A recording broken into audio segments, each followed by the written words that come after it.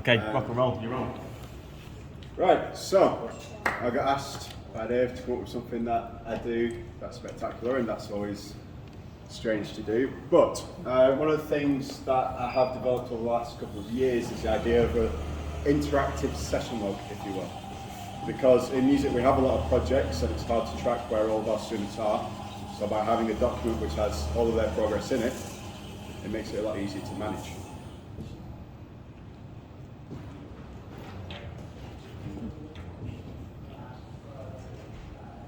So, I like to stand on this side so this is a little bit easier.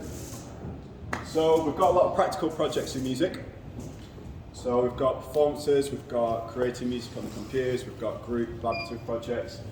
So it's useful for that, but it's also useful for units that have a lot of little tasks in them. If you've got lots and lots and lots of little bits, it can be hard to track that, especially on Google Classroom. If you're creating like 8 assignments a day, it's just like, it's a nightmare. It's really good for highlighting development, and it's a way to be interactive as well. So in music, when we're giving feedback for practical projects, it's normally face-to-face. Like we're going from rehearsal room to rehearsal room, we're going just looking at each of the students' projects and just giving them that verbal feedback, which is good, but you know, we don't write it down, they don't write it down, and it's not very good in terms of them being able to reflect on it. But also as well, if you've got projects with lots of different kinds of evidence, it can be hard to keep them all in one place or to log them. If you've got lots of tasks, like I said before, seeing student development across lots of different classroom assignments can be hard work as well. Highlighting development, so it's easy for the students but also for us to see if it's all in one place. And also the idea was so it could be interactive, so that I could comment on it and the students could also comment back, ask questions, and I could answer. So, what does it actually look like when it's set up? So, I've tried a few different formats, but as always, the simplest way is the best.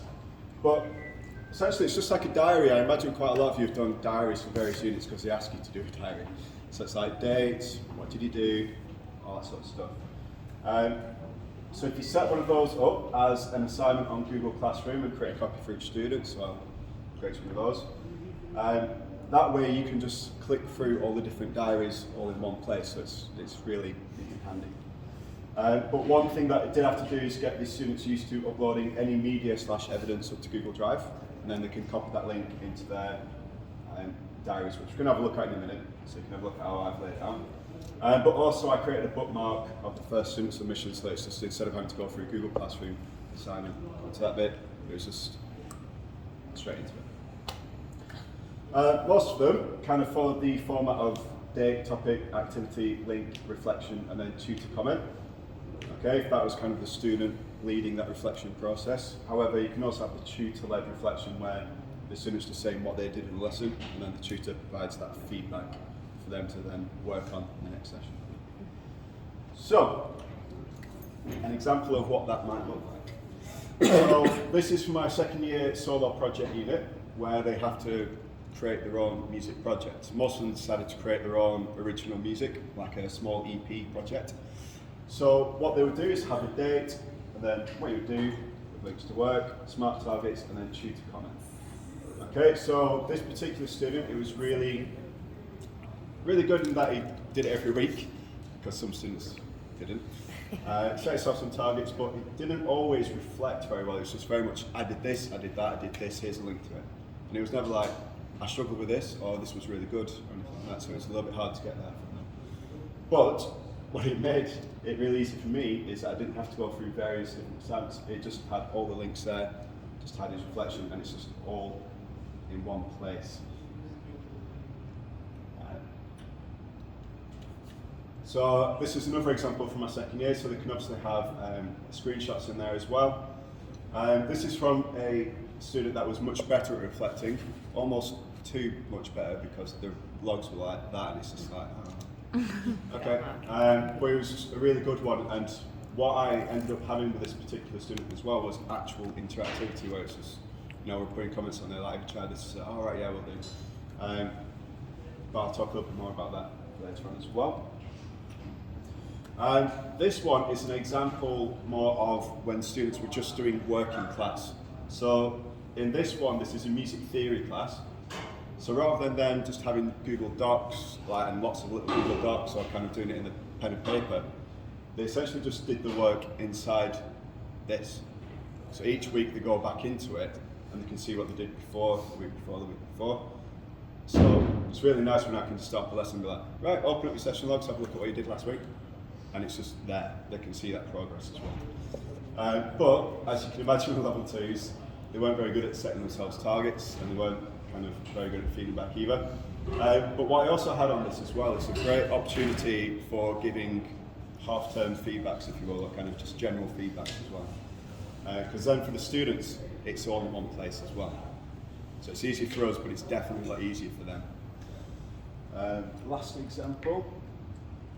Yeah, so this is another example of where it's just essentially used as a digital notebook, essentially, where they've just got all of the stuff that they've been covering in class, and then they can just reflect on it. What I tried to get them to do, and a few of them got into it, is just if there's something that they didn't quite understand, they could ask a question in the reflection. And then in the tutor comment column, I could just go, oh right, yeah, check out this if you're still struggling. So it's just really good to have it concrete. So as I said before, we've always said in music as well the last couple of years, we've always struggled to have concrete evidence of feedback. We do it all the time, like kind of going throughout the work, but it's never really written down. It's never really typed up. So this was my response to it. So, the pros, like I say, keeps everything in one place. It makes it easy for us and the students. Allows learners to track their progress. It's a great way to recap, like I said before, where you can store in the session logs. And it allows you to collate lots of different types of media and evidence in one place, rather than having lots of different uploads and Google Classroom assignments, like I said before.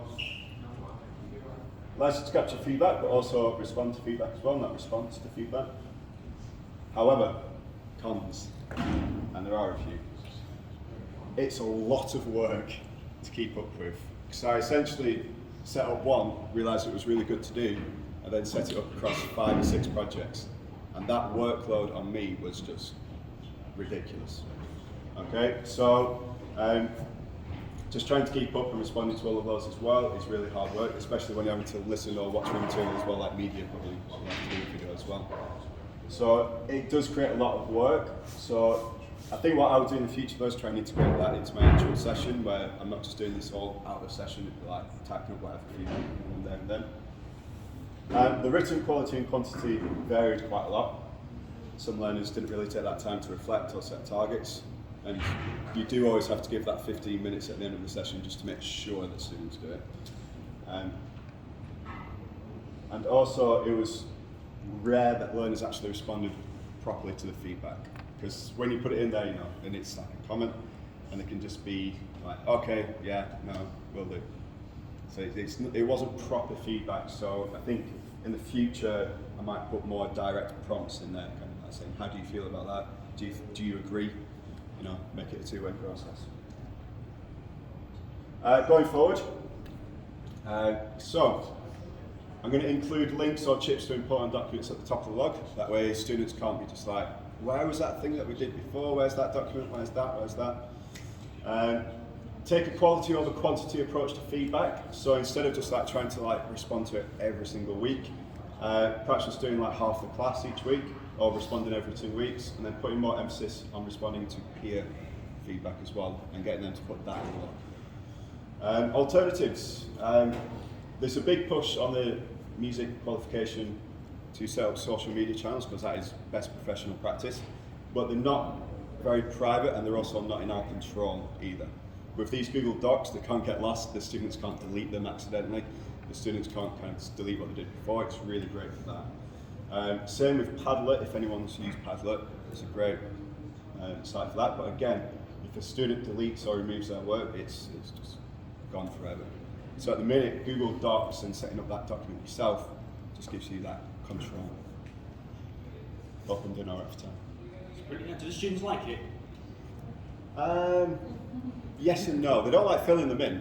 Do they get better over the year at doing it?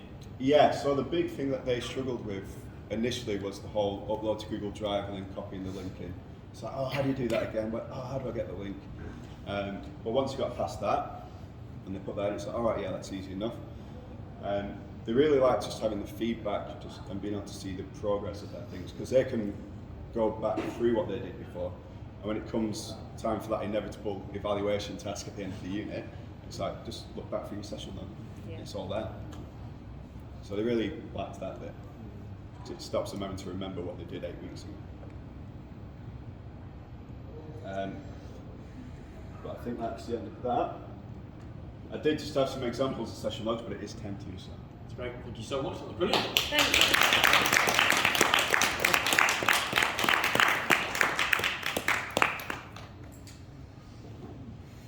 Just a random bit. What? Because we try and do something similar to that in media. We've had the nightmare of the feedback every lesson. Yeah. So we've actually tried to put it on them. So it actually says, what feedback did the teachers say? Oh, So get them to write it in. It doesn't always work. No, it doesn't. As in trying to get them to do it. But yeah, I like that. And rather than a written feedback, we give mock feedback. Yeah. So it's just, you can look at it, you just say it just quickly rather than write, because it is painful. When you've got loads of students, it's really hard work. But it just ticks that feedback box. Yeah, I mean, one of the things you could do maybe is what they did in A levels, where they look at it. They want you to do it every 3 weeks. Yeah. So it might be easier to just have them filling it in and you feeding back every few weeks. I don't know. Yeah, that's what I was going to go for, either every 2 weeks or every 3 weeks. But the big thing I'm going to push is that peer feedback. Like, what feedback did you get from somebody else? Yeah. And put that in Yeah, there. it's that recognition, isn't it? Feedback. Yeah. Yeah. It's them realising when they get feedback, isn't it? Yeah, exactly. Because we do it naturally, it's embedded in there, yeah? Yeah. But they've got to have that recognition, so if anybody comes in, I'm really happy.